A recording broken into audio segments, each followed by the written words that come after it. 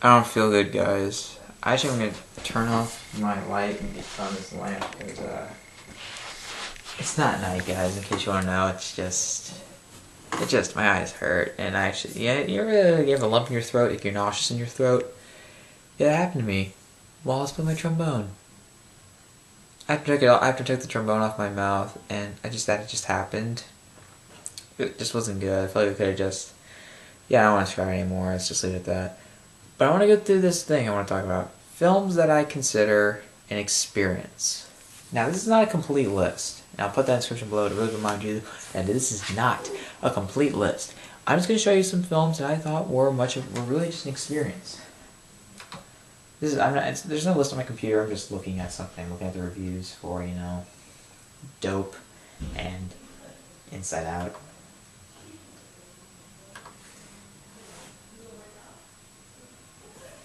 But let me get this. What films do I consider an experience, and why?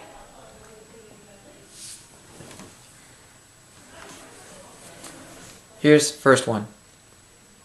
Waking Life. Richard Linklater's philosophical film. It's about a man who's going through life, but also he consistently keeps dreaming, and he gets in these philosophical conversations with people. Insightful, intellectually stimulating, and above all, it's one hell of an intellectual experience. Why is that? Not only because of the dialogue, but also it really makes you think. And something about it was so different from anything I've seen before. The animation style, the ideas, the philosophical ideas, the phrases, the quotes, the stories, the philosophy, everything that relates to philosophy that was being presented or being told to the main character, or just whatever that was being talked about in the entire movie. And something about it was so different because not only is it so, it's stuff that I can't truly understand because I'm not trying to be a philosophy major or anything, or I'm trying not going to be a philosopher. But something about it even though it's not the easiest thing to understand, something about it just kept pulling me in, and I never got bored. I wasn't entertained, but I was engaged. I was looking at the screen the entire time, and what I saw was something unbelievable. Let's just do that. It's something that's very unique, not only because of the rotoscope animation, but also because of its philosophical ideas. That made something so different, and that's how I think really truly made an experience. Sorry, my parents are talking. They're so fucking loud. Another experience is 2001: Space Odyssey. Possibly Stanley Kubrick's masterpiece, true greatest masterpiece, and one of the best sci-fi films of all time. Truly an impactful film, but one thing that makes it an experience is how different it is from today's usual sci-fi fest. Big budget for the time, but it's not like the big budget explosion fests that effects driven, like CGI, not like extravaganzas that we get today. This is more subtle, not only in terms of the not only is there a sparse amount of dialogue, but also in terms of how it delivers thrills, how it builds tension, creates an atmosphere, and of course, gives us something spectacular. Some of the visuals in this movie are fantastic. Knowing the fact they never used CGI at all is just amazing. I never said that in my review that I thought they used little CGI. They used none of it, especially for that travel through the monolith scene when the astronaut David, traveled through. It was amazing. Without a computer, that's amazing. That's an experience in of itself. But one thing I really thought about this filmmaking experience is its ambiguity. Really, this film is really up to the viewer's imagination. I think what Kubrick was trying to do was saying that there's no answer, that you need to find the answers yourself. I don't think I can elaborate on that in my interpretation of the ending. I don't remember, guys. I'm amateur. But this is a reminder in case if I actually did. But who knows? I probably didn't. It's about, like, maybe he's talking about that. Maybe you can't find answers yourself. Maybe some things are best left unanswered, or maybe you have to find the answer yourself.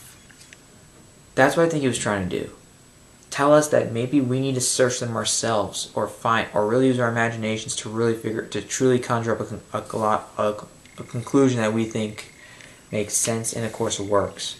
Make up our own conclusion while not being ridiculous. Try and give us a conclusion that is fitting to the events being presented, to the ending, what happened, the events being presented to us on screen. I think that's what he was doing. He was trying to make us really think. And seeing that ending, even though it is confusing, there is an interpretation of it. And for some reason, something about that ending, even if it was confusing, it truly was something that never took my attention away. I was consistently always on screen, and when it was done, I was amazed. Seeing something so different from today's usual suspects, or usual offerings. I don't want to say Usual Suspects. Am I using that right? I do love the movie The Usual Suspects. 5 out of 5. But, that is truly an experience in of itself. You just see a film that really just leaves you with questions that I don't think it can answer itself, because they're just not. Because, I mean, it's subjective. The ending, according to Kubrick, the ending is subjective. And to be honest, I think that's better that way. And while it would have been nice to have a straight answer, but I mean, for stuff like that, is there a real answer? Maybe not. Something about it just made me wonder about it. The visuals are spectacular, but also I think it's really that ending and really just the overall philosophical side of it that truly made me think. It was just something that really impacted me, and it's something that's just so different. That was an experience. Gravity is what I consider some sort of experience. And why is that? Not only is it a film that played a huge part in me with me being a film critic today, 5 out of 5. All of them get 5 out of 5 so far. But what makes that film amazing is really just what it could do with visual effects, but also with with how it presents space. It's a realistic portrayal of space, even if there is some scientific inaccuracies in it, according to Neil deGrasse Tyson. I've never seen it. I just heard him kind of pointing it out. I don't care, because it doesn't hurt the film for me. I think it did the best of what it could do, and it was the scientific accuracy they could do.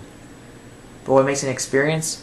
What I saw was an emotional, heartbreaking fight to get back to Earth. The performances were amazing. Performances were great. Sandra Bullock I feel for her, because, I mean, are you going to make it, or are you going to die? You wonder that. But also, hearing that score from Stephen Price, it's an amazing score. I love it. I mean, it gives you that, it's just, like, whenever, it always has that, it has so many different qualities to it.